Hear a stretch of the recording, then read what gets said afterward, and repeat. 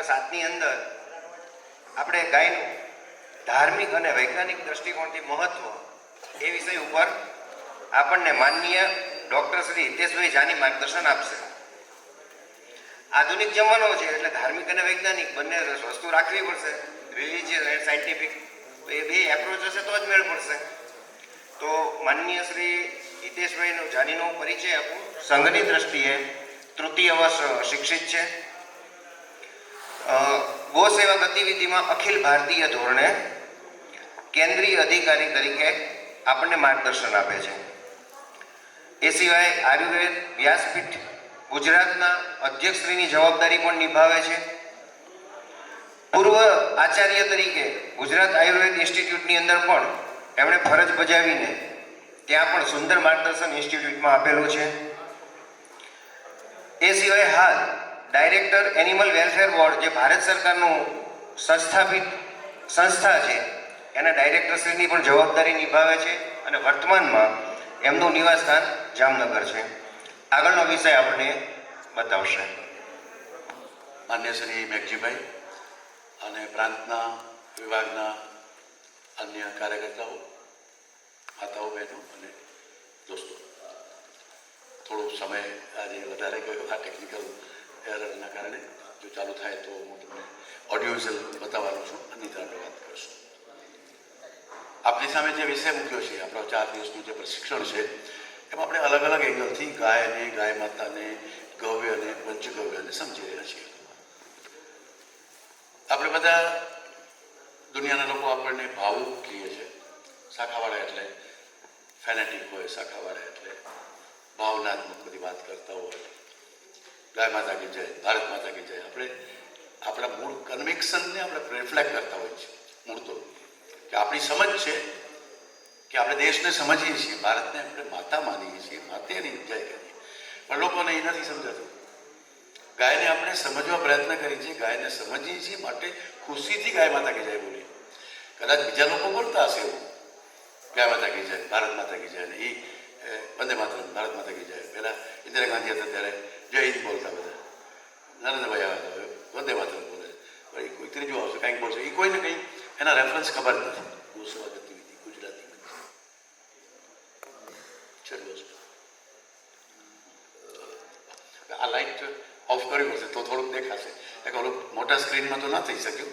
એટલે તમને સોરી કહી દેશે લોકો, ભાઈ ધાર્મિક વાત અમારે નથી કરવી, અમે તો સ્વદેશીની વાત કરશું, દેશભક્તિની વાત કરશું ને ક્રાંતિની વાત કરશું, ધાર્મિક વાત ન જોઈએ. ઘણા લોકો આપણી સાથે એ બાબતમાં અસમંત થાય. તો મેઘજીભાઈ આજે જે વિષય રાખ્યો છે એ રીતે કે ગાય છે એ ધાર્મિક છે પણ એ ધર્મમાં વિજ્ઞાન કેવું છે મારે એ બતાવવું મારી જવાબદારી. કારણ કે હું એક વૈજ્ઞાનિક છું, પ્રોફેસર છું, ડૉક્ટર છું, આયુર્વેદનો વૈદ છું અને આ વિષયમાં છેલ્લા 15 વર્ષથી બધા અમે સાથે મળીને કામ કરીએ છીએ. અને જે કંઈ થોડું મળ્યું છે એ હું તમને બધાને વારંવાર આપણે મળતા હોઈએ છીએ અને શેર કરું છું. હું જ્યારે વાત કરું છું ત્યારે ઘણા લોકોને ખબર છે, મને ખબર છે, પણ આ કરવાથી ઘૂંટવાથી એકડો ઘૂંટવો જ પડે. એટલે હું મારો એકડો ઘૂંટું છું, તમે તમારો એકડો ઘૂંટો, તો આપણે એમાંથી ઘૂંટીને મર્દનમ ગુણવર્ધનમ એમાંથી આપણે કંઈક સ્પિરિટ ગોતવાનું છે, એમાંથી કંઈક તત્વ કાઢવાનું છે.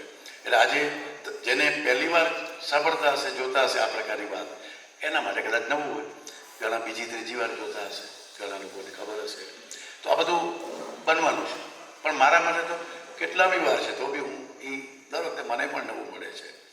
નવી વાત મૂકવાનો પ્રયત્ન કરું છું. આજે હું જ્યારે એવી વાત મૂકીશ કે જે હમણાં પરમ દિવસે કેન્દ્રીય વર્ગ હતો આપણો આખા દેશમાં, ત્યારે 10 દિવસથી બધા રાજ્યોના પ્રમુખો, જેમ આપણું સૌરાષ્ટ્ર પ્રાંત છે, ગુર્જર પ્રાંત છે, એવી રીતે આપણા 40 પ્રાંત છે, 40 પ્રાંતના અધ્યક્ષો, ગોસેવા ગતિવિધિના કેન્દ્રીય ટોળી અને આખા દેશના કાર્યકર્તાઓ, જેને ફેસબુક અને યુટ્યુબમાં એને લાઈવ પણ કર્યું હતું. હજારો લોકોએ જે જોયું છે એ વાત તમે અહીંયા વર્ગમાં આવી ગયા છો એટલે તમારા સુધી એ કદાચ ન પહોંચ્યું હોય. બાકી રોજ સાંજે 6 થી 8 એ ફેસબુક લાઈવ થાય છે, અલગ અલગ વિષયો. મેં આ પરમ દિવસે અમુક વસ્તુ પહેલી વાર મૂકી છે એના માટે. હમણાં અમારી ઇન્ટરનેશનલ કોન્ફરન્સ હતી કાઉફથી, એમાં મેં મારું રિસર્ચ પેપર રજૂ કર્યું હતું. એમાંની 2-3 વાતો તમને જે આપણે સમજી શકીએ, આપણને પચી શકીએ, આપણે જે લઈ જઈ શકીએ અને જે મૂળ વિષય કે ધર્મ અને વિજ્ઞાન, એ રીતે હું તમારી પાસે મૂકવાનો પ્રયત્ન કરીશ. જે કંઈ તમે આમાં જોઈ શકો એ જોજો. કોઈને ડિસ્કમ્ફર્ટ લાગતો હોય તો આડો અવળો કરવાની છૂટ. હું પણ ફરતો રહીશ એટલે તમને આડો તો નહીં આવું, પણ પ્રયત્ન કરીશું તમને વાત કરો. આપણે લોકો બોલતા હોઈએ છીએ ઓમ દેવ શાંતિ, અંતરિક્ષ શાંતિ, પૃથ્વી શાંતિ, આપ શાંતિ. આપણે 5 તત્વોથી આ દુનિયા બની છે, પ્રકૃતિ બની છે, સૃષ્ટિ બની છે. આપણે ક્લિયર છીએ એમાં. અને એ શાંત રહેવા જોઈએ. જ્યારે હવા શાંત નથી તો વાયરસ ફેલાય છે, જમીન શાંત નથી તો ભૂકંપ થાય છે, પાણી શાંત નથી તો ઝાડા ઉલટી થાય છે, આકાશ શાંત નથી તો હેડેક ને એવું બધું થાય છે.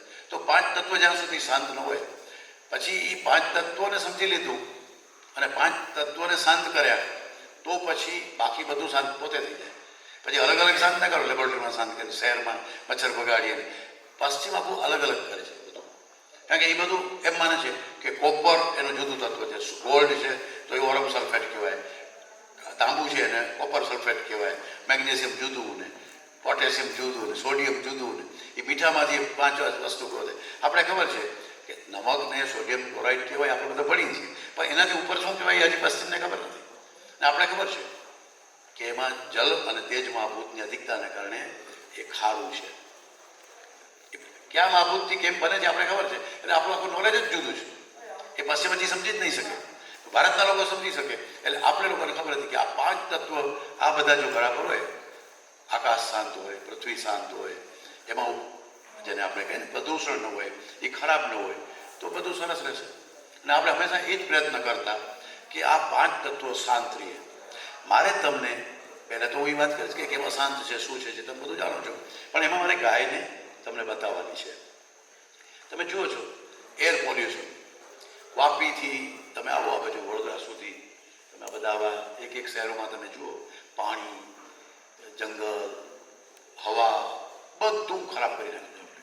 જે પ્લાસ્ટિકના ઢગલા આપણે નાખ્યા છે, દર મિનિટે કેટલી પ્લાસ્ટિક જાય છે, દર મિનિટે કેટલી બોટલો નાખીએ છીએ, કેટલા જબલા વાપરીએ છીએ વિકાસના નામે સમજ્યા વગર. અને એ જે સ્થિતિ છે એ સ્થિતિને આપણે સમજવું. અને એમાં આ તમારા હાથમાં પણ છે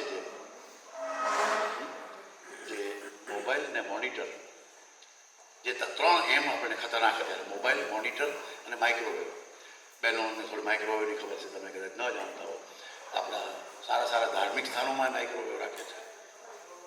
3 એમ માઇક્રોવેવ, મોનિટર અને મોનિટર એટલે આપણે આ પોતે. તો એ કેટલી આ માઇક્રોવેવ તમારા ઘરમાં છે?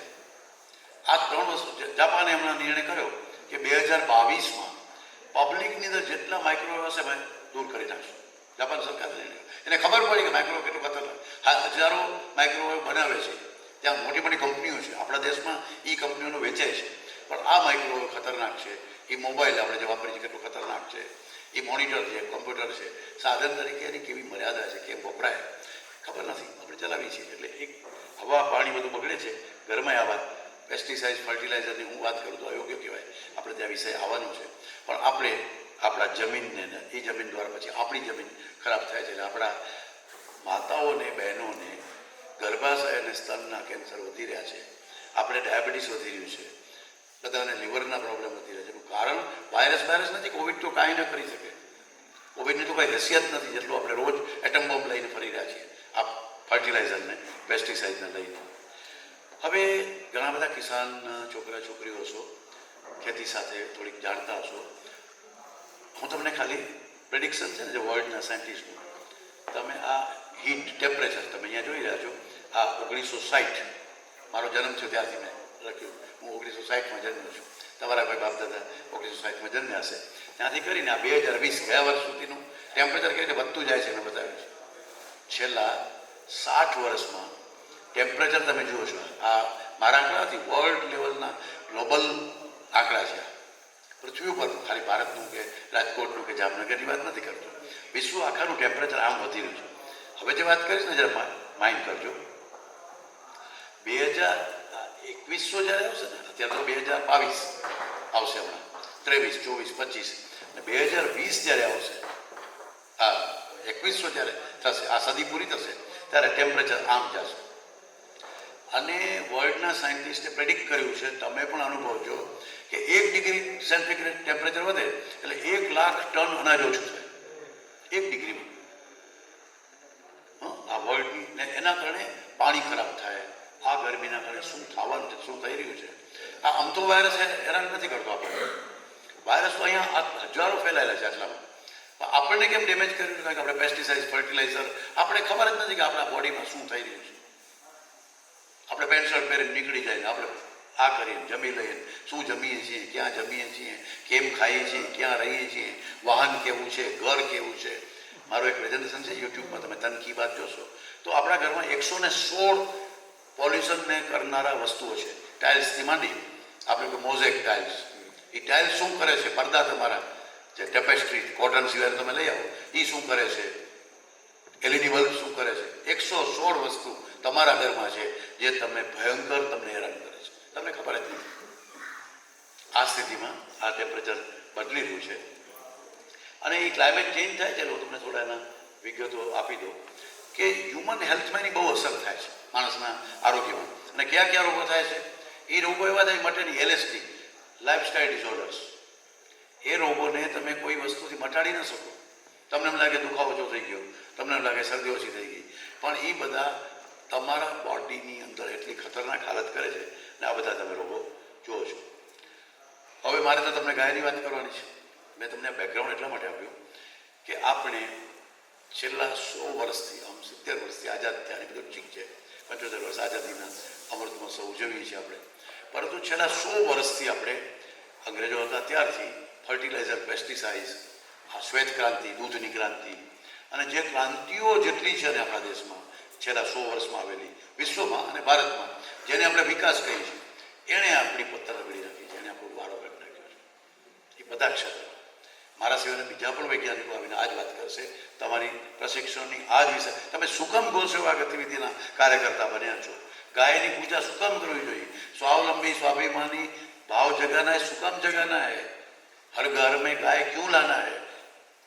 એ તમે, કારણ કે બધાને ઘરે આ પ્રોબ્લેમ છે એટલે લાના है. તમારા ઘરમાં જ્યાં કંઈ દેશની સેવા કરશો, RSS વાળા બહાર સુધારી દેશો નથી. તમારા ઘરમાં પ્રોબ્લેમ છે, મારા ઘરમાં પ્રોબ્લેમ છે, આપણા બોડીમાં પ્રોબ્લેમ થઈ ગયા છે.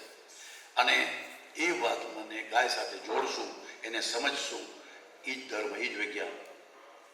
તો ઉપનિષદમાં કહ્યું ગાવો વિશ્વસ્ય માત્ર, ગાવો રક્ષંતી રક્ષણ. તો આપણે બોલીએ, સંસ્કૃત કોકને આવડી જાય, કોકને બોલી શકે, પછી લખી લે, કોઈક ડાયરીમાં લખે, પછી ટેપ કરી લે, પછી બોલવાનો પ્રયત્ન કરે. હકીકતમાં એને સમજવાનો પ્રયત્ન કરવો છે. આવડી જાય તો સારું જ છે, પણ 2.5, 3, 4, 5 હજાર વર્ષ પહેલાં એવું કયું કહી દીધું કે ગાય વિશ્વની માતા છે. ત્યારે અમેરિકાની તો શોધ નથી થઈ, ક્રિશ્ચિયાનિટી હતી જ નહીં, કારણ કે ઈસુ ખ્રિસ્ત જ પેદા નહોતા થયા. એને પેદા થયા છે આ 30 તારીખે, 31 તારીખે ઈસુ ખ્રિસ્તનો 25ના જન્મને 2022 આવશે, એટલે 2000 વર્ષ પહેલા એ ભાઈ જન્મ્યા હતા. હાલે મીન્સ કે એ લોકો જેને ભગવાન કહે છે, તો એના પહેલા કઈ હતું જ નહીં. એને ક્યાં ખબર? મોહમ્મદ પૈગંબર જન્મ્યા ત્યારથી હિજરી સંવત શરૂ થયું. અને હિજરી તો પાછું એ મક્કા છોડીને ભાગ્યા ત્યારથી ગણે છે. હિજરત કરી ને, હિજરત કરી છે એમને, તો એને પોતાના ગામમાંથી કાઢ્યા. આપણા ગામમાંથી કોઈ હોય તળીપાર કરે, એ તળીપારનો એ લોકો ઉજવે છે જન્મદિવસ, અને એના આધારે મુસ્લિમો પોતાનો દિવસ શરૂ કરે છે, એટલે કે વર્ષ ગણે છે. ત્યારે આપણે ત્યાં તો કૃષ્ણ ભગવાનના દેવોત્સવને 5187 વર્ષથી આપણે ખબર છે કે કલયુગ ત્યારથી શરૂ થયું. એ પહેલાં તો આપણે સતયુગ, દ્વાપર, ત્રેતા બધું જાણનારા, એનું કેલ્ક્યુલેશન આપણે આવડે છે. આપણે તો એક સમય જ્યારે સંકલ્પ કરીએ, લગ્ન હોય, વાસ્તુ હોય, ત્યારે આપણે ભરતભૂમિ, ભરતખંડે, આર્યાવર્તે, ભરતખંડે, ગુર્જર પ્રદેશે, સૌરાષ્ટ્ર ભાગે, રાજકોટ મધ્યે, અહમ ઈશ્વરસ્ય પુત્ર, ઈશ્વરલાલનો દીકરો છું, ઈશ્વરસ્ય પુત્ર, ભારદ્વાજ ગોત્ર ઉત્પન્ન, ભારદ્વાજ ગોત્રમાં ઉત્પન્ન થયેલો એવો હું ઈશ્વરલાલ જાનીનો દીકરો હિતેશ, અહમ સંકલ્પ કરોતી, હા, કે માઘ માસે કૃષ્ણ શુક્લ પક્ષે. આપણે એકદમ જીપીએસને ટ્યુન કરીએ. શું બોલીએ છીએ તમને ખબર નથી. તમારે અહીંયા આવવું હોય કસ્તુરબા ધામ તંબા, અથવા અહીંયા આવવું હોય તંબા, તો તમારે જીપીએસ ગોઠવવું પડે ને. આપણા મોબાઈલમાં જીપીએસથી આપણે લોકેશન ગોતીએ છીએ. એ લોકેશન છે આપણું. જે આપણે જ્યારે જન્મ થયો, બર્થના સમય, મારા બર્થ સમય જે કુંડલી છે એ આપણું જીપીએસ છે. તમને ખબર જ નથી. એ જે જીપીએસથી ગોઠવીને આપણે કોસ્મોસના સીધા સેટેલાઇટમાં પહોંચી જાય છે આપણે, અને આપણા પિતૃઓને એ વાત પહોંચે છે. અથવા તો વર્લ્ડની, દુનિયાની, ઋષિમુનિઓની, ઈશ્વરની બધી એની, અત્યારે હું બોલું છું, હું નથી બોલતો, મારા વતી એ આખી જ્ઞાન પ્રવાહ બોલે. ને આપણે જ્ઞાન પ્રમાણે ટ્યુન કરતા એવા લોકો હતા. એમણે કીધું કે ગાવો વિશ્વ છે માત્ર, મુસલમાનની કોઈની પણ માતા છે, બાઇડનની માતા છે, ડોનાલ્ડ ટ્રમ્પની માતા છે, બધાની ગાય માતા છે. અને પછી એણે જે કીધું ને એને આપણે અત્યારે સમજવાનું છે વર્ગમાં 4 દિવસ દરમિયાન કે ગાવો રક્ષંતી રક્ષિતા. ગાય એની રક્ષા કરે છે. કોની? જે લોકો ગાયની રક્ષા કરે.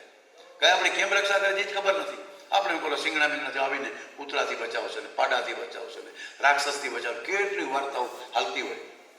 આપણને એ રાક્ષસ એટલે જ ખબર નથી શું છે. એ રાક્ષસ એટલે પોલ્યુશન, એ રાક્ષસ એટલે કોવિડ વાયરસ, એ રાક્ષસ એટલે ઝેર ધીમું, ફર્ટિલાઇઝર, પેસ્ટિસાઇડ. અને પેસ્ટિસાઇડ ફર્ટિલાઇઝરનું તો વેદોમાં વર્ણન છે.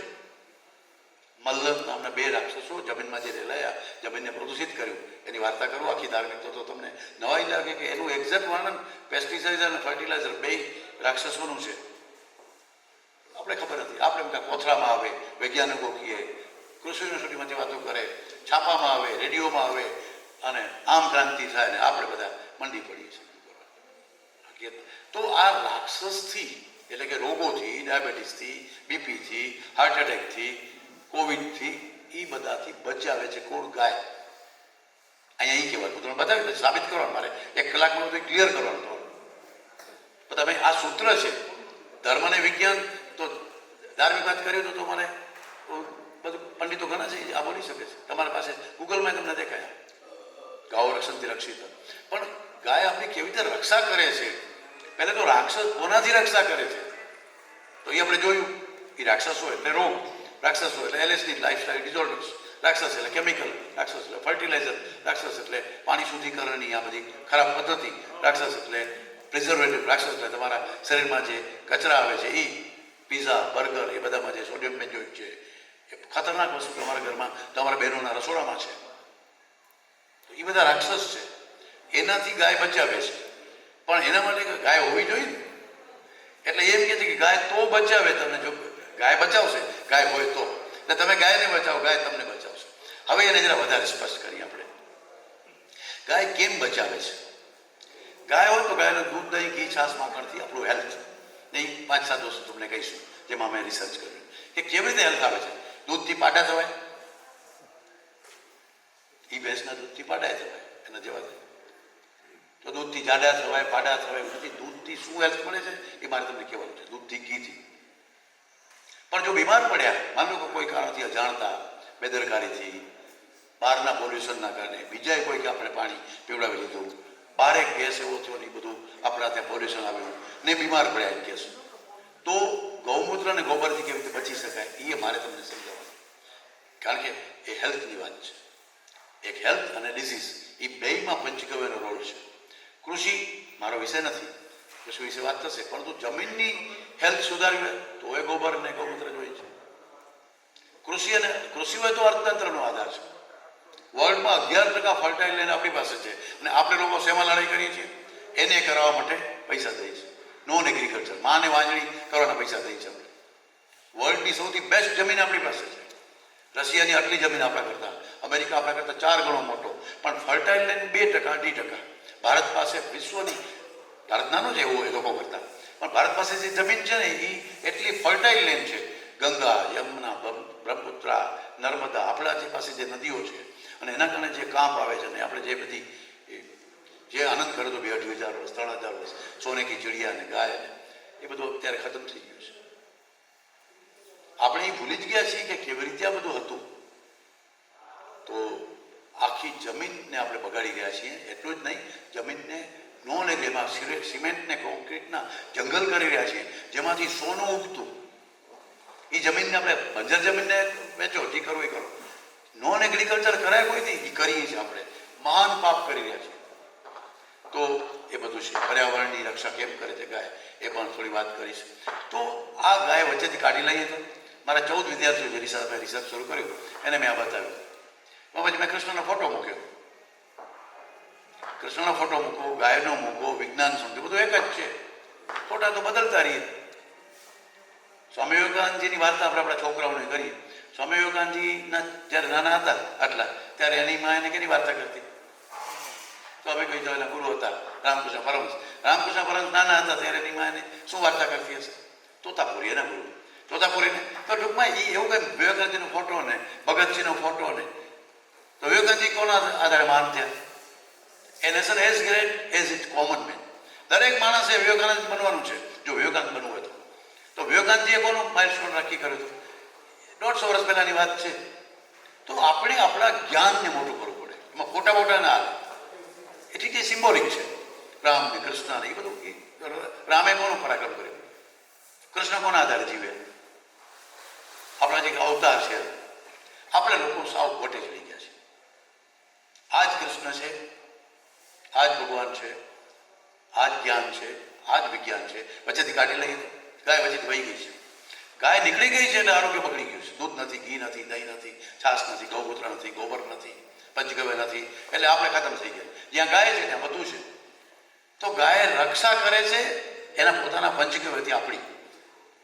આપણે પંચગવ્યથી રક્ષિત છીએ એટલે ગાય હોવી જોઈએ. ગાયના ફોટાથી કાંઈ ન થાય. ગાયના ચિત્રણ, ગાયના મંદિર, ગાયના પાણાના મૂર્તિઓ.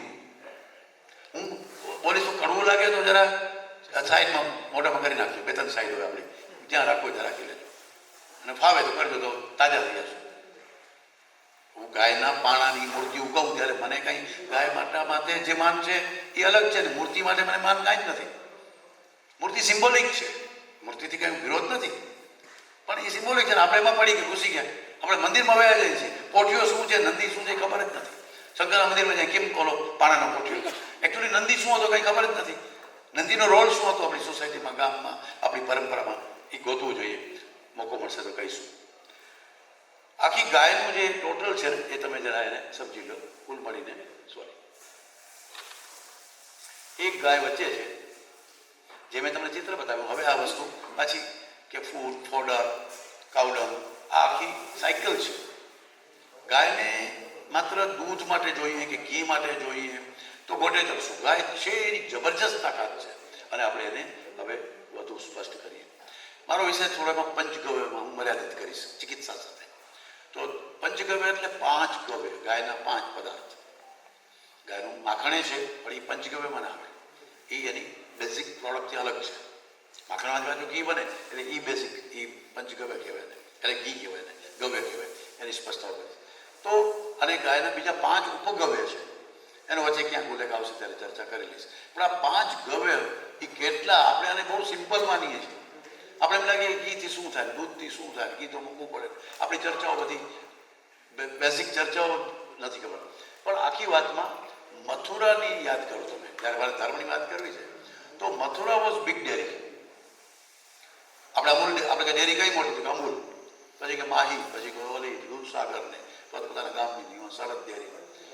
પણ મથુરાઈ ડેરી હતી પણ દૂધની ડેરી નહોતી. બહેનો સાંભળજો, ભાઈઓ સમજવાનો પ્રયત્ન કરજો. દૂધની સેલ્ફ લાઈફ છે 6 કલાક. ખાલી 6 કલાક પછી દૂધ પી ન શકાય, સેલ્ફ લાઈફ પૂરી થઈ જાય. આને જરા તમે ઉતારજો. હું વૈજ્ઞાનિક છું, વૈદ છું, પ્રોફેસર છું, રિસર્ચ કરીને તમને કહું છું. અને એટલે દૂધ 6 કલાક પછી વપરાય નહીં. તમે કહો સાહેબ ફ્રીજની ખબર નથી? વિશ્વના 34 દેશો એવા છે જેનું ફ્રીજથી નીચે ટેમ્પરેચર છે. સમજાય છે મારી વાત? તો ત્યાં દૂધ બગડે જ નહીં. તો એવું નથી.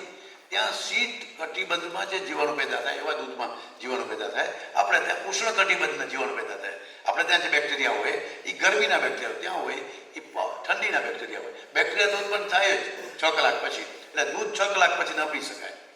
જે પહેલી વાર સાંભળતા હશે એને ઊંઘ આવશે અથવા તો કામ ઉડી જશે. તો દૂધની સેલ્ફ લાઈફ કેમ વધારવી? ઓલા 22 કેમિકલ નાખીને જે આજે અમૂલવાળા કરે ને ફલાણા કરે ને, એમાં તો 22 કેમિકલ છે. ડિટર્જન્ટ પડે, ડીડીટી પડે. તમે જે દૂધ પીઓ છો પાઉચમાં એમાં ડીડીટી હોય, ડિટર્જન્ટ હોય. 22 બોલીશ તો મારો ટાઈમ નીકળી જશે. મારે જે કહેવું છે એ નહીં કહેવાય. એનાથી એ લોકો પ્રિઝર્વેટિવ નાખીને તમને 1 મહિનો, 2 મહિના, 3 મહિના, એને પાછો વિકાસ કહેવાય, એને વૈજ્ઞાનિક કહેવાય. આપણે પાછા હા પાડવાની વિરોધ કરો તો તમને સાચા જ્ઞાન તરફ જશો. તો હવે સાચા જ્ઞાનમાં તો એવું આવે કે 6 કલાક પછી દૂધ ના પીવાય. આપણે તો એમ કહેવત હતી કે દૂધ વેચાય નહીં ને ગાય વેચાય નહીં. પહેલે મંગળ ગાયોના દાન દેવાય. છોકરી લગ્ન થાય તો 4 ફેરામાં પહેલા ફેરામાં ગાય ધામણાની ગાય દેવાની હોય, બીજે મંગળ સોનું પછી રૂપું. એવું બધું શું હશે કે સોના રૂપા કરતા ગાયને મોટી ગણી પહેલા ફેરામાં બાપાએ ગાયને, આપણે અત્યારે શું ચાંદીની ગાયને ગાયનો ફોટો દઈ દઈએ, સંકલ્પ કરાવીને ભારત સંકલ્પ કરી છાડ્યો ને, સંકલ્પ કરીને કાયમ કરી વાંધો નહીં, કોકને દક્ષિણા દઈ દેજો, દીકરીને 1000 રૂપિયા દઈ દેજો. અરે ગાય સુકામ હતી ક્યાં ખબર છે? પોતે એક આખી સ્ટોરી છે, કલાક દમણાની ગાય હશે શું એમાં શું થાય. પણ તો ગાય વેચાય જ નહીં, ગાયના દાન થાય. ઘી દૂધની નદીઓ વહેતી હતી, સાચે વહેતી હતી, હમણાં તમને સમજાઈ જશે. અને એટલે દરેક ઘરે ગાય હતી. ગાય વેચો એ કોને? હા, તમે આ ચિત્ર જોશો એટલે તમને આશ્ચર્ય થશે.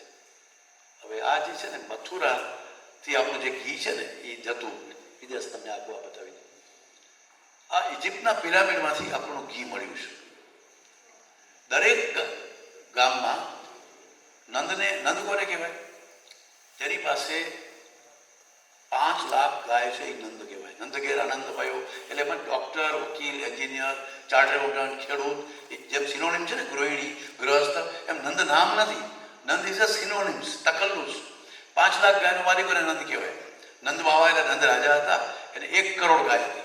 ઉપનંદ, મહાનંદ, વૃષભાનુવર, એ બધા એના ડેઝિગ્નેશન છે. આટલી ગાય હોય તો એને આ કહેવાય. તો 5 લાખ ગાય નંદ પાસે હતી ને આવા 14 નંદ જ્યાં રહેતા હોય એને ગોકુલ કહેવાય. અને આવા 14 ગોકુલનો જે ટેરિટોરિયલ એરિયા થયો એને વ્રજ કહેવાય. એની પરિક્રમા કરવાની. કૃષ્ણ ભગવાન 11 વર્ષે તો સૌરાષ્ટ્રમાં આવી ગયા હતા, દ્વારકા આવી ગયા હતા. કૃષ્ણ ભગવાનને આપણે ભગવાન કહીએ, ત્યારે તો ભગવાન કહેતા જ નતા. એને તો મારતો હતો મામાઓને હાથ તેને ગોવાળિયા રમતા હતા. તો કેની પરિક્રમા કરતા? તમે જે 4 દિવસ અહીંયા આવ્યા છો એક સ્ટડી માટે આવ્યા છો, અભ્યાસ વર્ગ છે, પ્રશિક્ષણ વર્ગ છે. તો it was a study two.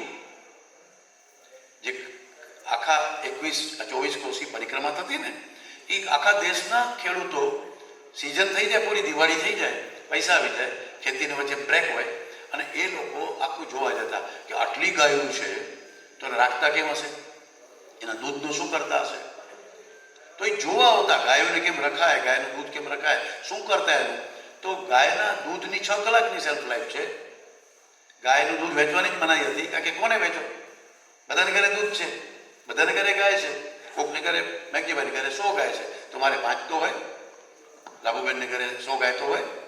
તો ગાયો છે એ તો બધાને ઘરે હતી, એટલે ગાય વેચાય જ નહીં, ગાયનું દૂધ વેચાય નહીં. તો શું કરવાનું? તો દૂધનું દહીં, દહીંની છાશ, માખણ અને ઘી. માખણ કરો એટલે સેલ્ફ લાઈફ થઈ જાય 2.5 દિવસ. ગાયનું માખણ તમે કરી નાખો એટલે 2.5 દિવસ રહીએ. અને માખણ પછી આપણે વેચવા જતા મથુરા. આજે મથુરાની ડેરી છે ને જે, એમાં આપણે માખણ વેચવા જતા.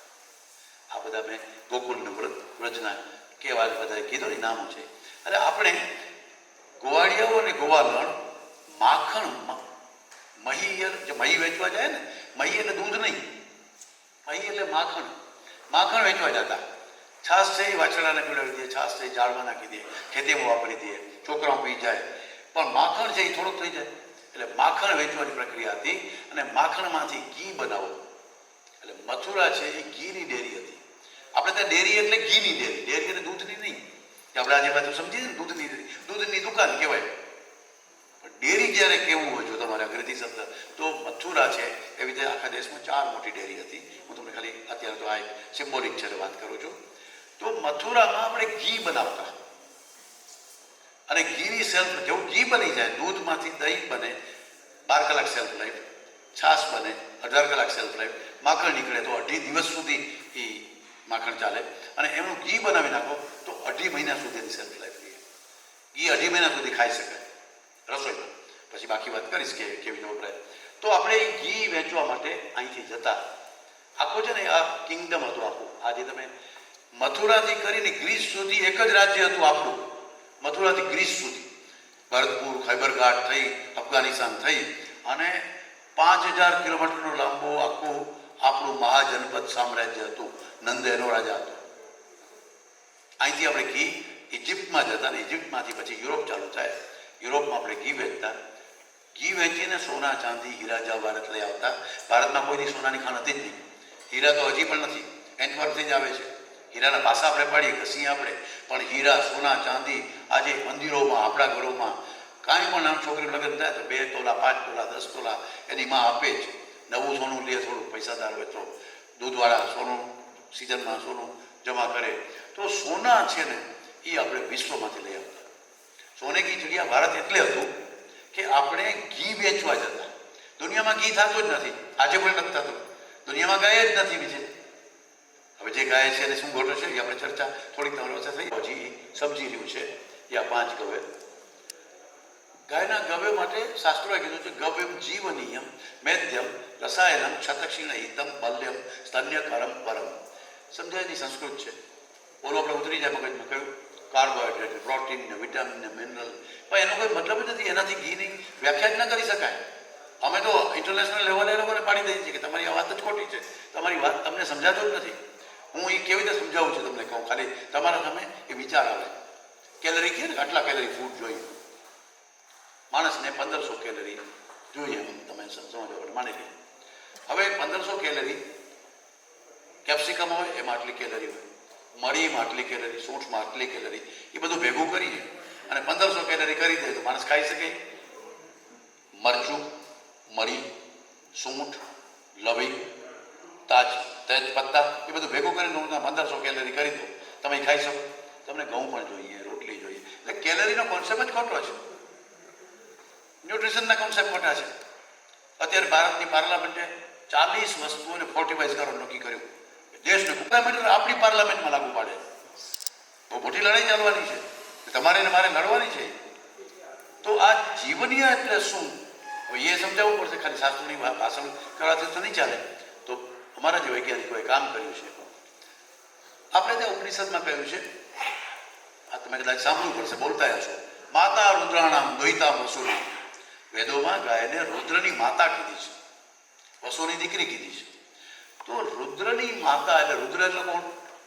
રુદ્રને કયા સંદર્ભમાં આપણે બોલીએ છીએ? વેદોમાં રુદ્રને એટલે શું? આપણે તો કીધું વેદોની વાતો છે ને આપણે શું જાણીએ એમાં? આપણે તો ગોસ્વા ગતિવિધિ શાખામાં જઈને અરે રુદ્રનું વેપન છે હથિયાર એટલે વજ્ર. વજ્ર એટલે ગદા. સમજવા માટે અણીવાળું વજ્ર છે, ગદા જેવું છે. તમે આજે ચિત્ર જોયું છે ને, આ એ રુદ્રનું વેપન એટલે રુદ્રની માતા છે. એટલે ગાયના શરીરમાં બેક્ટેરિયોફેજ છે. એટલે અહીંયા જે લખેલું છે CLAVFA, કોન્જુગેટેડ લિનોલિક એસિડ અને વોલેટાઇલ ફેટી એસિડ. આ 2 તત્વ છે જે ભેંસના દૂધમાં નથી, જર્સીના દૂધમાં નથી, તમારે ઘરે પાઉચના દૂધ આવે છે એમાં નથી. તો આ CLA અને VFA શું છે? એ કેન્સરની સામે લડે છે, એ એઇડ્સની સામે લડી શકે છે, એટલે રાક્ષસ સામે લડે છે. એટલે કે વજ્રથી રુદ્ર લડે છે. વેદોએ જુદી રીતે વાત કરી, આપણે સમજવું પડશે ને અમે શોધી કાઢ્યું જે ભેંસના દૂધમાં નથી આ CLA VFA. તો દેશી ગાયના દૂધને તમે પ્રોટીનથી, SNFથી, સોલિડ નેચરલ ફેટ, ફેટ એટલે દૂધ ભેંસનું સારું, ગાયનું ખરાબ, આ કોણે નક્કી કર્યું? કોણ એને ખબર જ ક્યાં છે? યુરોપે ગાય જોઈ જ નથી ને. યુરોપ કે અમેરિકામાં દેશી ગાય થતી જ નથી. હું તમને બતાવીશ કે દેશી ગાયનો ગોઠવો શું છે. ગાય કેમ માની બેઠા, આપણે કેને માની બેઠા, એ લોકો કેને માની બેઠા? પ્રાણી છે એના જેવું. ગાય જેવું દેખાતું પ્રાણી છે, એનું દૂધ ન પીવાય. તો આ CL અને VFA આપણી દેશી ગાયમાં જ છે અને એ કેન્સર સામે લડે છે. વોલેટાઇલ ફેટી એસિડ સેલની અંદર કેન્સર સેલને કેમ મારે છે એનું રિસર્ચ અમેરિકન પેટર્ન લીધી છે. એટલે એ લોકોને સમજાવવા માટે ને આપણે તો સમજીએ પણ યુરોપને અમેરિકાને સમજાવવું પડશે. એટલે આપણે આ કર્યું છે. તો માતા રુદ્રાણામનો મતલબ આ છે. બીજું તમે શબ્દ જો ગોસેવા ગતિવિધિના કાર્યકર્તાઓ માટે મેં કેન્દ્રમાં હમણાં આખો એક ઇન્ટરનેશનલ સેમિનારમાં મેં આ શબ્દ કીધું, અંગ્રેજીમાં લખીને કીધું, ફેટ નહીં બોલી શકાય. ગાયના દૂધમાં શું છે? ઘૃતાંશ છે. યાદ રહીએ તમે યાદ કરો. હું 72 વર્ષમાં બધાને એક ભારતીયવાસીને પોપ્યુલર કરી દઈશ. ઘૃતનો અંશ છે શેના? દેશી ગાયના દૂધમાં. અને એ ન ભાવે તો સ્નેહાંશ છે. ફેટ ન બોલતા. ફેટ એટલે ચરબી. ચરબી છે એ બતાવું તમને. ચરબી છે એ આપણા બોડીમાં વસા એટલે જે એનિમલ ફેટ જેને કહીએ, આપણા માંસની વચ્ચે જે હોય ફેટ, એ ફેટ છે. એ ફેટ સાચું. આયુર્વેદે એની પણ વર્ણન કર્યું છે. પણ ગાયના દૂધમાં ફેટ નથી. છે તો ઘૃતનો અંશ છે એટલે કે ઘીનો. અને સ્નેહ એટલે આખી વસ્તુ જ જુદી છે. દુનિયાને ખબર નથી. પાછો ફરીથી કહું છું કે દુનિયાના સાયન્ટિસ્ટને એટલે ખબર નથી કે એમને ગાય શું છે જ ખબર નથી. જે વાત કરે છે એ જર્સીની કરે છે. એટલે આખી વાતમાં આ શબ્દ હવે વર્ડ આખામાં જવાનું છે. ગૂગલમાં આ જ ગોતવું પડશે. વૃતાંશ ગૂગલની તાકાત નથી મારા શબ્દ બદલી શકે. મારા એટલે મારા દેશના, મારા ધર્મના, મારા વિજ્ઞાનના, મારા વેદના. અને એ આપણે કરવાનું છે. આપણે કંઈ નાના નાના રમકડા બનાવવા માટે નથી અહીંયા ભેગા થયા. એ તો આવડવું જોઈએ. આપણા વિચારની અંદર પરિવર્તન કરવાનું છે. અને એટલે કદાચ આ વિજ્ઞાનને આટલા તો એના 100 પર્યાય છે ઘીના. પણ ઘીને ઘૃતમ એટલે ઘી, નવનીતજા નવનીતમાંથી માખણમાંથી જે બને છે એટલે નવનીતજા, સર્પિણા એટલે સર્પની જેમ ફૂફાડા માટે જ્યારે તમે ઘીને દીવો પેટાવો અથવા તો યજ્ઞ કરો તો એ સર્પળીથી આમ ઉપર તરફ જાય, એ ઘી થઈ શકે. તો આવા બધા કેટલાય એ હવન માટે બેસ્ટ છે, એ ઓક્સિજનને રૂપાંતરિત કરે છે. આવા બધા એના અર્થ છે 100 પર્યાય. આ 10 જ તમે જોઈ રહ્યા છો. 10 વિશે પણ બોલવાનો ટાઈમ નથી. તમારે માત્ર એટલું જ કે મારા ધર્મોમાં, મારા શાસ્ત્રોમાં ભરપૂર વિજ્ઞાન પડ્યું છે.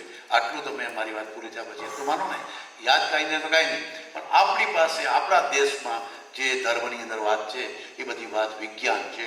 વિજ્ઞાન ટૂંકું પડે, ધર્મ પાસે તો એની તાકાત નથી. 4 જાતના સ્નેહ છે એમ કીધું. સર્પી એટલે ઘી, તેલ એટલે તેલ, વસા એટલે આ ફેટ, અને મજ્જા એટલે બોન મેરો, હાડકાની અંદર જે બોન મેરો નહીં. આ 4 છે એ બેસ્ટ ફેટ સ્નેહ છે. શાસ્ત્ર એમ કહે, ચરક ઋષિ કહે છે. તત્રાપી ચોત્તમમ સર્પી, તો પણ આ 4માં બેસ્ટ કયું છે તો ઘી છે. સંસ્કાર્યાનું વર્તનાન. તેલ છે એ પ્રાણી, એ જંગમ સ્નેહ છે. માંસ છે, આ વસા છે, મજ્જા છે, આ ત્રણેય પ્રાણી જ છે, ગાયનું પ્રાણી જ છે. પણ એની વિશિષ્ટ ગુણો છે. હવે એ વિશિષ્ટ ગુણો ઉપર અમે લેબમાં ખૂબ પ્રયત્ન કર્યો છે. પણ એ 4 કરતાં બેસ્ટ છે. ઘી ગમે ત્યારે વાપરી શકાય. તેલ ખાલી હેમંત અને શિશિર ઋતુમાં જ ખાઈ શકાય. તેલ ખાવાની વસ્તુ જ નથી, આયુર્વેદ કહે છે. તેલ માલિશ માટે બહુ સારી વસ્તુ છે, વાળ માટે બહુ સારી વસ્તુ છે. પેરાલિસિસના પેશન્ટને હું ખાલી નાકના ટીપાથી ટીક કરી દઉં તેલના. તો ન્યુરોલોજીકલ કમ્પ્લેન હોય તો આપણે તેલથી થઈ શકે. ક્યાંથી નાખવાનું? નાકમાંથી, કાનમાંથી, આંખમાંથી, ગુદામાંથી, યોનિમાંથી, આખા શરીરના રોગકૂપોમાંથી તેલ ઘુસાડી શકાય. મોઢામાંથી તેલ ના નાખે, આયુર્વેદ એમ કહે છે. મોઢામાંથી તેલ નાખો એટલે તમારું બગડે શરીર. અને થઈ શકે તો આ હેમંત ઋતુ અત્યારે ચાલે છે, શિશિર બેસે, બહુ બધું આ 4 મહિના તમે તેલ ખાઈ શકો. બાકી તેલ ન ખવાય. ખાવાની વસ્તુ છે ઘી. અને ઘીથી શું થાય છે એ પાછા આપણે જોઈએ.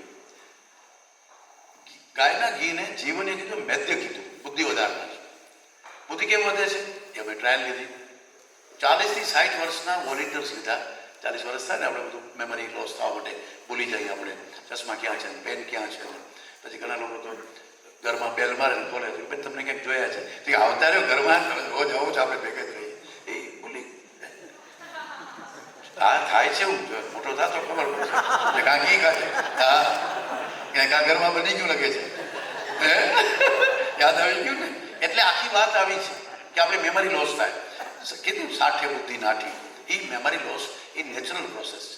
વાળ સફેદ થાય, વાળ ઓછા થાય, ચામડી કરચલીવાળી થાય, એમ મેમરી ડિક્રીઝ થાય. એવા અમે 40 થી 60 વર્ષના 30 વોલેન્ટિયર્સ ઉપર આ કામ કર્યું. મારી સ્ટુડન્ટ ડૉક્ટર નિશાએ 3 વર્ષ લાગ્યા એસ્ટાબ્લિશ કરતા. પીજીઆઈ મેમરી સ્કેલ, એ મેમરી એનહાન્સ કેમ થાય છે? રોજ સવારે 100 ml દેશી ગાયનું દૂધ, એમાં 10 ml દેશી ગાયનું ઘી, સાંજે પણ. અને પછી એમાં શું ચેન્જ થાય છે એ બધું જોતા ગયા, એના લેબ રિપોર્ટ કરાવતા ગયા. અને છેલ્લે પીજીઆઈ મેમરી સ્કેલ તમે જે વાંચો છો એ આ 47 પોઈન્ટ એટલે 48 જેટલું ટકા મેમરી વધી. આ જ્યારે આપણી મેમરી ઘટે છે ત્યારે ઘી અટકાવી શકે છે મેમરીને. અને મેમરી કેમ વધારવી એની વાતો પછી કરીશ. પહેલેથી એપિલેપ્સી, રાજકોટમાં જે અમારા સ્ટુડન્ટ્સે કામ કર્યું કે અમે જે વાઈ આવે ને, વાઈ, મિર્ગી, એપિલેપ્સી, એની દવા 5 વર્ષ કરવી પડે મિનિમમ. ન્યુરોફિઝિશિયન પાસે દોડતા જઈએ કે આમ ચક્કર ખાઈને પડી ગયો. 5 વર્ષની દવા કરવી પડે. અને 5 વર્ષમાં 1 મહિનો બાકી હોય, બધું નોર્મલ હોય. 1 મહિનામાં જ પાછી આવે ફીટ, પાછી મિર્ગી આવે, તો પાછું બીજા 5 વર્ષ દવા લેવી પડે. એટલે ઓલમોસ્ટ આખી જિંદગી વાઈની દવા ખાવી પડે. લીવર ફેલ થાય, સ્પ્લીન ફેલ થાય, કિડની ડેમેજ થાય, બાળક ન થાય. જુવાન નાના છોકરીને પહેલેથી ચાલુ થયું હોય તો એને બાળકો ન થાય. આ એની સાઈડ ઇફેક્ટ બાળકની. અમે પંચગવ્યનો શાસ્ત્ર ઉલ્લેખ આપણે ટ્રાય કરવી છે. એટલે અમે પહેલાં ઉંદરમાં ટ્રાય કરી. પહેલાં એનિમલ એક્સપેરિમેન્ટ કરવા પડે. ઉંદરના 8 ગ્રુપ લીધા. પહેલાં મેં એને ફિટ ડેવલપ કરી, સીઝન ડેવલપ કરવી પડે, બધાને ફિટ આવવા માંડી. એને અમે 3 ગ્રુપને જુદા પાડ્યા. એને અમે વાલ્પારીન જે એલોપેથીની દવા છે એનાથી ટ્રીટ કર્યા. 3 ઉંદરના ગ્રુપને 10-10 ને 30 ઉંદરને આપણે પંચગવ્યથી ટ્રીટ કર્યા.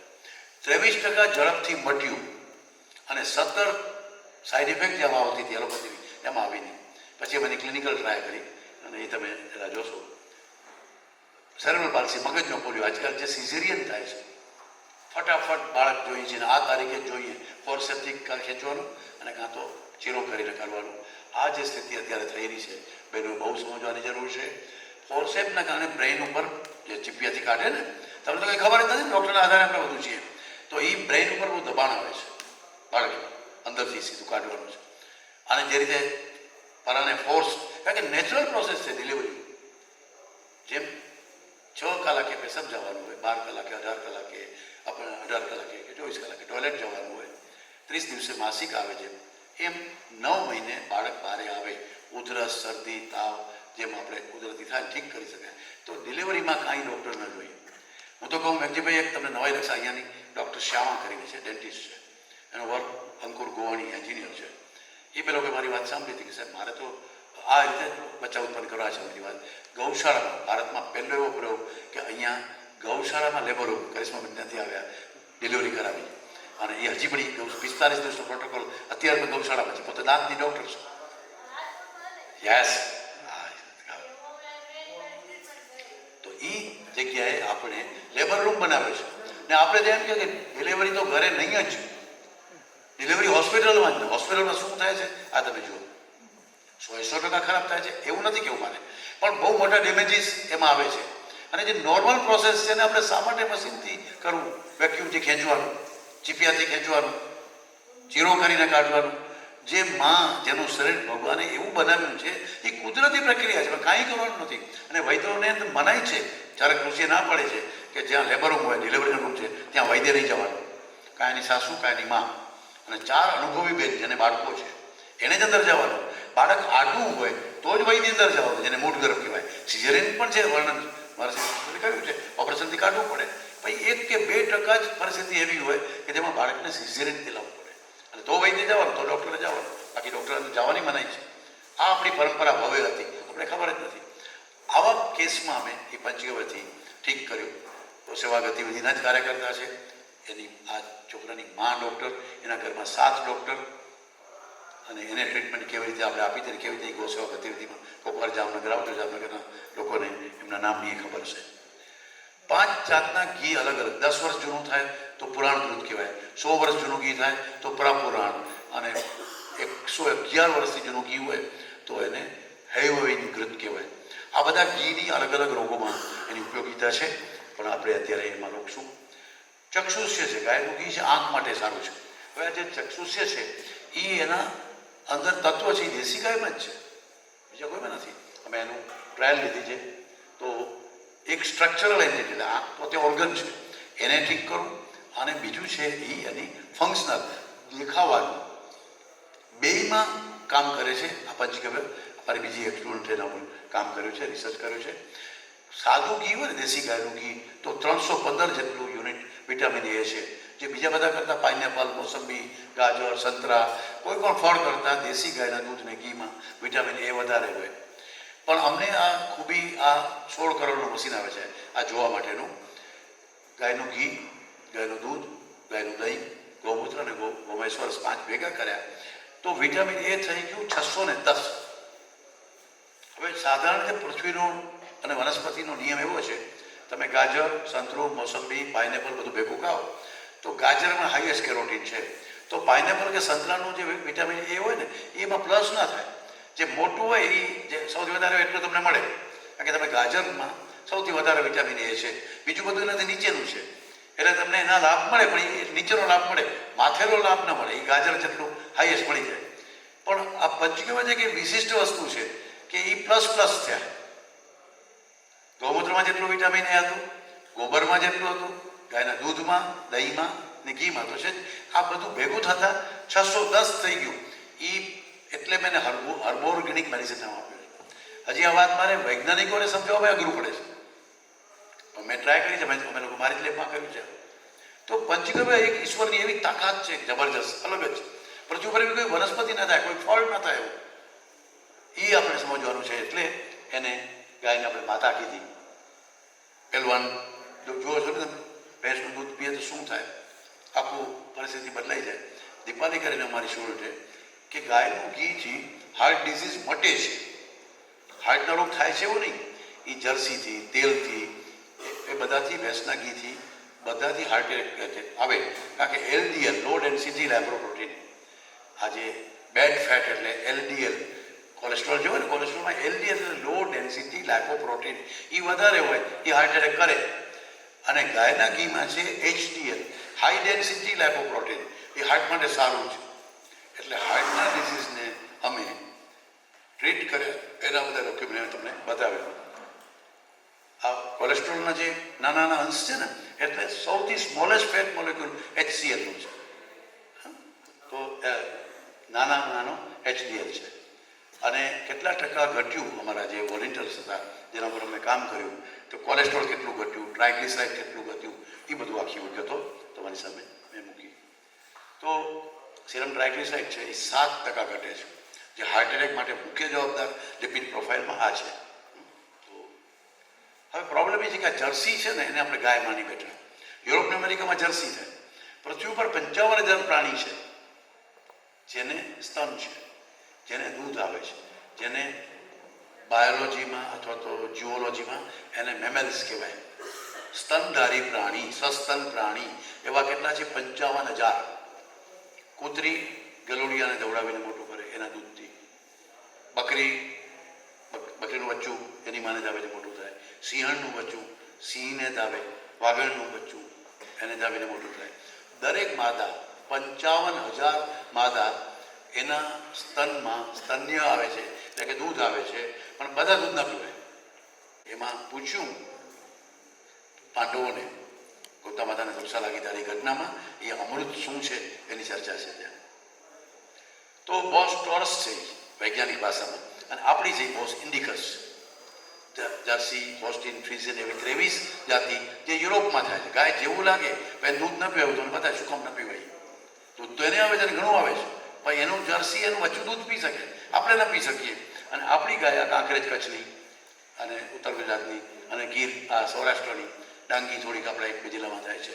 તો આપણી ગાયો એ જ રીતે હલ્લીકર ત્યાં કર્ણાટકની, ઓંગોલ આંધ્રની, સાઈવાલ પંજાબની, તો આ બધી ગાયો છે દેશી ગાયો, જે 37 ડિસ્ક્રિપ્ટ અને નોન ડિસ્ક્રિપ્ટ દેશી ગાય છે. એ છે બોસ ઇન્ડિકસ. એનું મિલ્ક છે A2 છે, અને આ છે એ A1 મિલ્ક છે. અને મિલ્કમાં શું છે થોડીક વાત કરી લઈએ. તો એ પ્રોબ્લેમ છે ને એ આ છે કે પ્રોટીનની જે 250 કડી છે, એમાં એક જર્સીના દૂધમાં યલો જે દેખાતો છે દૂરથી, એ છે BCM7, બીટા કેફિન મોર્ફિન. જર્સીનું દૂધ પીધું હોય, બેન પ્રેગ્નન્ટ હોય અને બાળકના બ્રેઇનમાં જો જાય તો બાળક મંદબુદ્ધિનું જન્મદિત થાય. આપણે એનું દૂધ પીએ અને જો પેન્ક્રિયાસમાં એનો આ બીટા કેફિન મોર્ફિન જાય તો ડાયાબિટીસ થઈ જાય. લીવરમાં જાય તો લીવર ફેલ થાય. કિડનીમાં જાય તો કિડની ફેલ થાય. આપણે આજે જે રોગો આવી રહ્યા છે, આટલું ડાયાબિટીસ, આટલું બીપી, આટલા લીવરના પ્રોબ્લેમ, એનું મૂળ કારણ આપણું આ ડેરીના દૂધ આવે છે, જર્સીના દૂધ આવે. એટલે યુરોપ અને અમેરિકામાં તો દેશી ગાય થતી નથી, ત્યાં થાય છે. આપણે બહુ કાવ એટલે ગાય, ગાય એટલે કાવ. યુરોપિયનોના બધું વિચાર આપણે લઈ લીધા. આપણી દેશી ગાયોની 40 વેટરનરી ઇન્સ્ટિટ્યૂટે ક્રોસ બ્રીડિંગ છેલ્લા 50 વર્ષમાં કર્યું છે. આપણે દેશી ગાયોને ખતમ કરી નાખી, જેનું દૂધ હતું A2 મિલ્ક, જે બોસ ઇન્ડિકસ છે. હવે એ એટલે શાસ્ત્રોએ કહી દીધું ગોદુગ્ધ સર્વૌષધિ સાર. ગાય ચરતી ગાય, જો સ્ટોલવાળી ગાય નહીં. તમે શહેરમાંથી આવ્યા હો અને તમે એમ કે ગૌશાળા ખોલશું, ભૂલી જાઓ. શાસ્ત્રથી બરાબર વાત નથી. મકાઈથી ગાયનું દૂધ થાય, માં જે કહું છું એ તત્વ ના આવે. મકાઈ ખવડાવવાથી 11 કિલોમીટર ચાલવી જોઈએ ગાય, 11 કિલોમીટર પાછી આવે. કાંઈ ન હોય તો ગાય સારું, એ જનરલ નોલેજ છે. 11 કિલોમીટર ગાય જાય, 11 કિલોમીટર પાછી આવે ચરીને, ત્યારે 35 વનસ્પતિ ઉનાળામાં પણ હોય. એ ઘાસ જે દેખાય છે ને, જેને આપણે ખરપતવાર કહીએ, નિંદામણ કહીએ, એકચ્યુઅલી એમાં એવી તત્વો છે. એ બધા ગાય એ ખાય છે, ગાય એનો સિન્થેસિસ કરે છે, એના દૂધમાં આવે છે. અને એટલે મેધ્યમ, ચક્ષુષ્યમ, એ બધા ગુણો છે ને, એ વનસ્પતિના છે. એ શાસ્ત્રોએ કીધું કે રોજ 22 કિલોમીટર ગાય ચાલવી જોઈએ. અને જે ચારો એને નેચરલ આપે છે એ ખવડાવવો જોઈએ. આપતધરમ હોય, વરસાદ હોય, ગાય જઈ શકે એમ ન હોય ત્યારે તમે એને ખવડાવો. એક્સ્ટ્રા થોડું જે બીજું ખાનદાન આપવું પડે અલગ વાત છે, પણ મૂળ ગાય જેને આપણે દેશી ગાય જેને ઘી દૂધની નદીઓ વહેતી, જેની શાસ્ત્રોએ વાત કરી છે એ આ છે. એટલે ગોચર જમીન પણ કોઈ દબાવે નહીં. એ જુઓ તમારા ગામડાની આજુબાજુમાં ન હોય તો બનાવો, નવ સર્જન કરી શકાય છે. જે વેસ્ટલેન્ડ છે, ખરાબા છે, એને તમે ગૌચરમાં કન્વર્ટ કરો તમારા ગામમાં અને પછી જ ગાય રાખો. એટલે અટકતા નહીં, ત્યાં સુધી તો તમે ગૌ સેવા કરો. ગાયનું દૂધ જ્યાંથી નેચરલ આવે છે ત્યાંથી મગાવો. તમે ગૌશાળા ન ચલાવો એવું તો મારા કહેવાનું જ ન હોય, પણ તમને એમ કે એ ગૌ સેવા છે, ઠીક છે, કાર રાખો, બેકાર રાખો, એના કરતાં ગાય માતા હશે તો તમને ઘણા બધા ગુણો આપશે. પરંતુ આખી વાતમાં આ છે, શાસ્ત્ર આમ કહે છે, સત્ય શુક્ર કરા ભયમ. પુરુષાર્થન છે ને એ ગાયના દૂધથી જ આવે. આજે જે વંધ્યત્વનું પ્રમાણ મોટા શહેરોમાં બહેનોને પીસીઓડી, બાળકો થતા જ નથી, પુરુષોને પણ શુક્રાણુની ખામી છે, એનું મૂળ કારણ છે આપણે આ બધા ડાલડા અને તેલ ખાઈએ છીએ ને. એટલે શુક્રાણુની ગ્રંથિમાં, બીજાણુની ગ્રંથિ બહેનોની, એમાં સોજો આવી જાય છે. બીજાણુ છૂટા જ નથી પડતા, શુક્રાણુ છૂટા જ નથી પડતા. સિમેન્ટ ડિસ્ચાર્જ થાય, શુક્ર નીકળે પણ શુક્રાણુ ન હોય, ટકા નથી એમ કે ને, બાળક નથી થતું. પણ એ આખું કેમ નથી થતું એ સમજવા માટે આ ગાયના દૂધને ખાલી ફોલો કરો તો બધું થઈ જશે. પ્રેગ્નન્સીની અંદર આપણું બુદ્ધિનો આંક 87% વધે છે. પંચમે મન પ્રતિબદ્ધતર ભવતી ષષ્ઠે બુદ્ધિ. છઠ્ઠે મહિને આઈક્યુ સેટ થાય ગર્ભાવસ્થામાં. અને 87% તમને રખે એમ થતું હોય કે બાળક આવશે પછી અમે ટેબ્લેટ લઈ દઈશું, કોમ્પ્યુટર લઈ દઈશું ને, ઇંગ્લિશ મીડિયમમાં ભણાવશું ને, પછી રાજકોટ ને મુંબઈ મોકલશું ને, અમેરિકા મોકલશું ને, બહુ હોશિયાર કરી દઈશું. કાંઈ નહીં થાય. સ્કિલ ડેવલપમેન્ટ થાય. 87% બુદ્ધિનો વિકાસ છઠ્ઠા મહિનામાં જ થઈ જાય છે એમ શાસ્ત્રોએ કીધું છે. અને એ ગાયના ઘીથી જ થાય છે.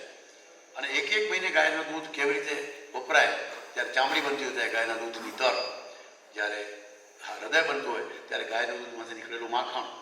તો એક મહિનાની શાસ્ત્રોએ બતાવેલી વાત. આપણે ગાંધીધામમાં આપણું એક વિદ્યાભારતીનું સેન્ટર છે, સુરતમાં 2 સેન્ટર છે, જામનગરમાં અમારું મેઇન રિસર્ચ સેન્ટર છે. બહેનો માતાઓને ખાસ વિનંતી કે તમારું આમ તો પ્રશિક્ષણ વર્ગ આપણો પતી જશે. કરિશ્માબેનનું આખું ઓલ ઇન્ડિયા લાઈવ કેન્દ્રીય ગૌસેવા ગતિવિધિ દ્વારા છે, એની તમને લિંક આવશે મેઘજીભાઈને. અને મેઘજીભાઈ આખા દેશમાં કોઈને પણ મોકલી શકે છે.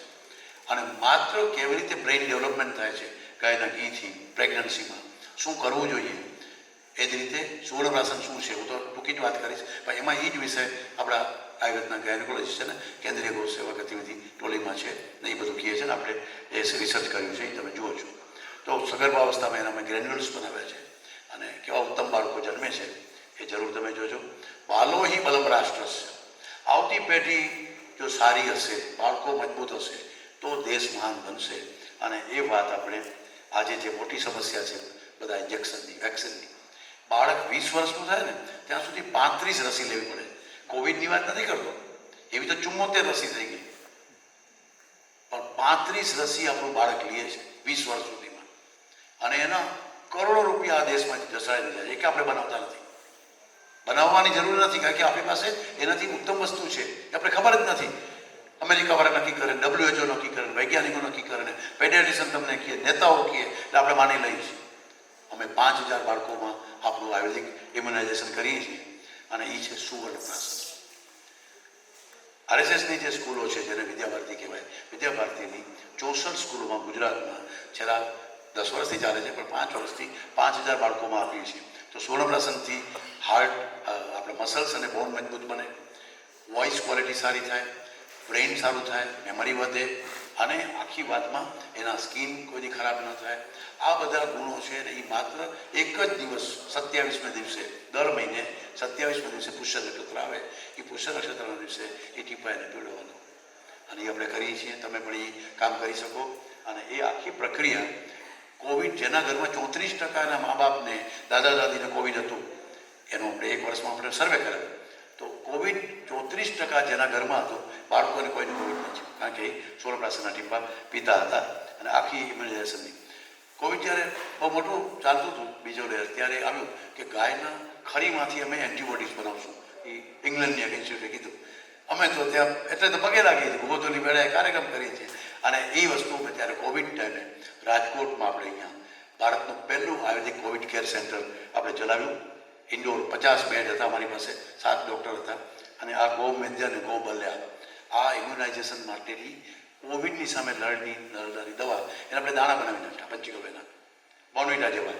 મારા 2 છોકરાઓને આપણે એમ.ફાર્મ PhD કર્યું અને અમે સક્સેસ ગયા છીએ. આ તમે આખા હવે દેશમાં અવેલેબલ છે, GMP અને FSSAI એપ્રુવડ છે. આત્મનિર્ભર ભારત એટલે શું? ગાય આપણે આત્મનિર્ભર બનાવશે. આપણા ખેતીમાં, આપણા પશુપાલનમાં, દૂધમાં, ગ્રામ્ય જીવનમાં, આરોગ્યમાં કોઈ જગ્યા એવી નથી જ્યાં આત્મનિર્ભર બનવું હોય તો કોઈ દિવસ કેમિકલથી, ફર્ટિલાઇઝરથી બની જ નહીં શકાય, ખતમ થઈ જશું.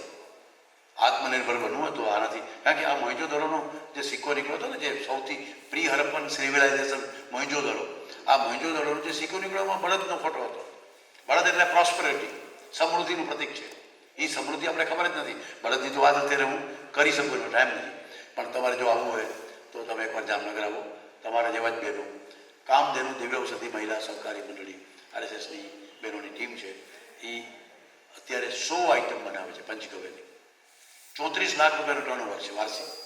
ગામડાની બહેનો છે. રિસર્ચ અમે કરીએ છીએ, બધું આપી, પેટર્ન અમે કરાવતા નથી, 1 પણ રૂપિયા અમે લેતા નથી. અને આ RSSના પ્રમીલા તાઈએ એનું ઉદ્ઘાટન કર્યું. કેન્દ્રીય મંત્રી ભાવનાબેન ચીખલિયા એ પણ ઉદ્ઘાટન, આ છોકરી છે કલ્પના, એ પ્રમુખ છે મંડળીની, અને સી લર્ન્સ એલોટ. બાબારામદેવે મારી લેબનું ઉદ્ઘાટન કર્યું હતું કે ભાઈ તમે આટલું કરો છો, તમે અમારે ત્યાં અહીંયા આવો. આ આખી યજ્ઞ જે કરી છે આપણે, એનાથી કેવી રીતે ઓઝોનની છેદને પૂરી શકીએ છીએ, એનો આખો રિસર્ચ છે. એ યજ્ઞ કરીએ એટલે વાતાવરણમાં આપણે શુદ્ધિ કેવી રીતે કરી છે એનો રિસર્ચ છે. બહુ એમાં હું સમય નહીં લઉં. પણ આજે સાંઢ છે ને, બ્રાઝિલવાળા લઈ ગયા ભાવનગરના મહારાજા પાસેથી, કૃષ્ણકુમારસિંહની ગૌશાળામાંથી, પ્રદીપસિંહ રાવલ પાસેથી 32 લાખ રૂપિયામાં 30,000 ગાયો ત્યારે તૈયાર કરી, એ જીવતો ત્યાં સુધી. આજે એનું નેશનલ મ્યુઝિયમ બનાવ્યું છે, મમી બનાવ્યું છે. બ્રાઝિલની ઇકોનોમી ચેન્જ કરી નાખી આ એક સાંઢે, ભાવનગરના એક સાંઢે. એ લોકો એ ગાય વેચે છે. એ ગાયનું નામ શું રાખ્યું ખબર છે? બ્રાહ્મણ કાવ. આપણા સાંઢથી એ લોકોએ જે ગાય તૈયાર કરી એનું નામ છે, તમે ગૂગલમાં ટાઈપ કરજો ખાલી બ્રાહ્મણ કાવ, તો બ્રાહ્મણ કાવ બ્રીડર્સ એસોસિએશન ઓફ બ્રાઝિલ 16 જાતની વેબસાઇટ આવશે. અને એ બધાને એક ગાયની કિંમત શું ખબર? 1 કરોડ રૂપિયા. બ્રીડ ઉપર મૂકી તમારે જોતી હોય. ભારત સરકારે હમણાં, ગુજરાત સરકારે મંગાવ્યા આના એમ્બ્રિયો, આપણી ગીર ગાયના એમ્બ્રિયો $1,000. $1 કેટલા રૂપિયા? કોઈ બોલો તો જલ્દી. 75 રૂપિયા. 75,000 રૂપિયાનો એક એમ્બ્રિયો. ફળે તો ફળે, ન પણ ફળે. અને આપણે અહીંયા 25,000 રૂપિયાની ગાયો દોરાડું, અરે બહુ મોંઘી કરી નાખી છે. દૂધ 100 રૂપિયા હોય, કંઈ હવા પાણી જેવા દૂધ પીવડાવો છો. આપણે ખબર જ નથી એની કિંમતની. 1 કરોડની એક ગાય, કલ્પના તો કરો. અને એ ગાય તૈયાર કરી આપણા સાંજે. તો વિચાર કરો કોણ કોને બચાવે? આપણે કહ્યું ગાય બચાવશું, ગાય બચાવો. અરે ગાય આપણને બચાવે છે. હું શું કોણ કોને બચાવે છે એ જરા વિચાર કરો. ગાય માતા છે ને કાંઈ લેતી નથી. મગફળી આપણે ખાધી, ચોતરા એને આપ્યા. કેળું આપણે ખાધું, કેળાનો છોતરો એને આપ્યું. મકાઈનો દાણા આપણે ખાઈ ગયા, ડોડો ખાલી રોડો એને આપી દીધું. એને આપણે વેસ્ટ આપ્યું આપણું, એણે આપણને બેસ્ટ આપ્યું. તો ગાય છે ને કાંઈ લેતી નથી, ગાય દે જ છે, આપે જ છે. બસ ગાય આપણે પાસે હોવી જોઈએ. તો આજના આ વર્ગમાં અને મારા વિષયમાં ને ઓવરઓલ આપણે એમાંથી શું કરી શકીએ? સંસ્કાર with science, Matritva with medicine અને આધ્યાત્મ વિથ ઇકોનોમી. આપણે ઇકોનોમીમાં ચેન્જ લાવવું છે. આપણા ગામમાં, આપણી આજુબાજુમાં, આપણા ઘરમાં. આધ્યાત્મ તો જોશે, ઇકોનોમી પણ જોશે. સંસ્કાર તો જોઈએ, પણ સાયન્સ સાથે જોઈએ. માતૃત્વ, ગાય નહીં, ગાયને માં કીધી, પણ એ મેડિસિન છે, પંચગવ્ય. આ થીમ લઈને તમે અહીંથી જાઓ તો બહુ સારું. 4 દિવસના અંતે તમને જો આ સમજાય 4-5 દિવસમાં, કાર્યકર્તા બન્યા છો, કદાચ કોઈ નવા હશો, અપરિચિત હશો, પરંતુ કાં તો તમે એને પ્રમોટ કરજો કે ભાઈ આ RSSનો આ ચાલે છે, એમાં કરવું જોઈએ ને. ગાયને રાખો, ગાય વિશે વાત કરો. તમારી આજુબાજુમાં, મહોલ્લામાં જે તમે ડાયરી બનાવી બીજા કોઈને આપો, વોટ્સએપમાં કોઈને મોકલો. Either you promote or you practice. તમે પોતે ગાયનું દૂધ પીઓ, ગાયનું દહીં, ગાયનું છાશ, ગાયનું માખણ, ગાયનું ઘી તમારા ઘરમાં આવવું જોઈએ. એ પ્રેક્ટિસ કરો. અથવા તમે એને પ્રમોટ કરો, બીજા સાથે વાત કરો. અને કાં તો તમે પ્રૂવ કરવામાં, રિસર્ચ કરવામાં અમારી સાથે જોડાઈ જાઓ. તમે મારું ખુલ્લું આહવાન છે. તો આ પ્રકારે કરી આપણે તો રાષ્ટ્ર માટે કામ કરવાનું છે. રાષ્ટ્ર માટે કામ કરવા માટે શું કરવાનું? ગાયનું કામ કરો, એ રાષ્ટ્રનું કામ છે. તો મેઘજીભાઈનો અને બધા અધિકારીનો આભાર માનું છું કે મને પણ એક ચિંતન કરવાનો તમે મોકો આપ્યો. તો આપણે બધાએ ચિંતન કરવાનું છે. આ વર્ગ ખાલી એક ફોર્માલિટી નથી, ટાઈમપાસ નથી, આપણા જીવનની અંદર બહુ મોટો ચેન્જ કરી જશે. અને આ ચેન્જને તમે અહીંથી લઈને જાઓ તો એને ગૌસેવા જ કહેવાય. ગૌસેવાને ગાયને હાથ ફેરવીએ, ગાય રાખીએ, પણ આ વિચાર લઈને જઈએ અને ગાય વિશે આપણે જરા અભિગમ બદલીએ. આ જો થઈ શકે તો એ બહુ મોટી ગૌસેવા છે.